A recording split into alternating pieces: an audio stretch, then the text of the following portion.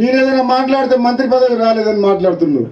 అరే మంత్రి కావాలంటే ఎల్బీనగర్ పోర్టు చేసుకొని మంత్రి ఇస్తామని చెప్పిర్రు. నాకు వద్దని, నాకు మునుగోడు ప్రజలు కావాలని నేను ఇక్కడికి వచ్చిన. నన్ను ఎవరన్నా నీకేం కావాలి, మంత్రి పదవి కావాలన్నా, మునుగోడు ప్రజలు కావాలన్నా, మునుగోడు ప్రజలు అభివృద్ధి కావాలన్నా అంటే నేను మునుగోడు ప్రజలు కావాలి, అభివృద్ధి కావాలంట. అందులో అనుమానం లేదు.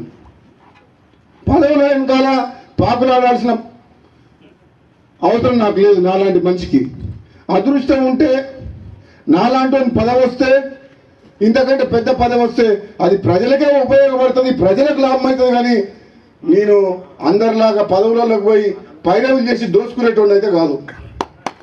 ఎవరికి కావాలి పెద్ద పెద్ద పదవులు?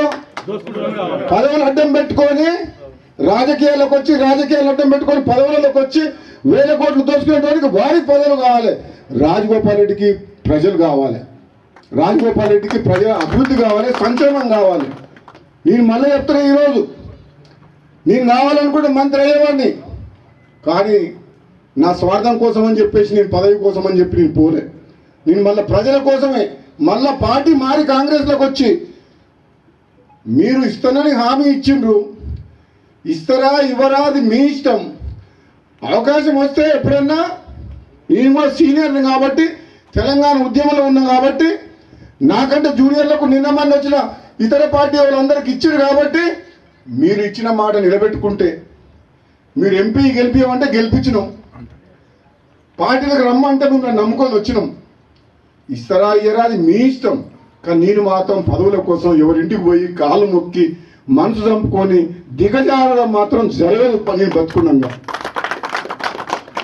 ప్రజలున్నారు నా ఎమ్మడి. నాకు కావాల్సింది ప్రజలు, వాళ్ళ బాగోగులు, ఈ నియోజకవర్గ అభివృద్ధి. ఒకవేళ ఏదన్నా నాకు ఏదైనా మంచి జరిగితే వాళ్ళకి మంచి జరుగుతుంది, లేదంటే వాళ్ళ మధ్యనే ఉంటా, వాళ్ళ కోసం పనిచేస్తా, వాళ్ళ కష్టసుఖాల్లో పాలు పంచుకుంటా, వాళ్ళ కోసం ఎంత దూరం అన్న పోతా, ఎంత పోరాటం అని చేస్తా, అవసరమైతే మళ్ళీ త్యాగం చేసి పోయినసారి ప్రభుత్వాన్ని మీ కాళ్ళ తీసుకురాలే, తీసుకొచ్చినా. నేను రాజీనామా చేస్తే మొత్తం టీఆర్ఎస్ ప్రభుత్వం 100 మంది ఎమ్మెల్యేలు మునుగోడు ప్రజల కాళ్ళ కాడికి రాలేదా? అవసరమైతే అంత దూరం కూడా పోతా. నేనైతే భయపడా.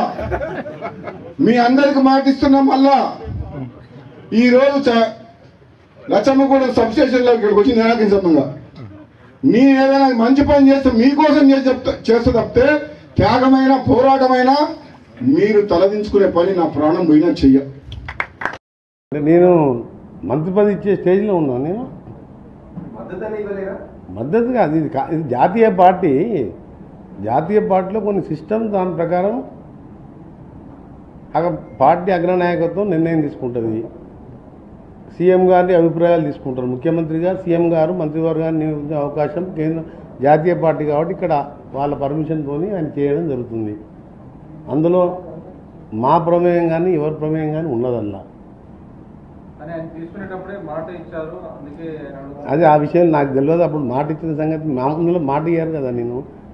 నేను ఇప్పుడు వాళ్ళు మాట ఇస్తే సంతోషమే, ఇస్తే సంతోషపడతాం. కానీ కేంద్రంలో అల్టిమేట్గా హైకమాండ్ సీఎం గారు కూర్చొని నిర్ణయించే అంశాన్ని నన్ను అడగడం కూడా మీరు తప్పు.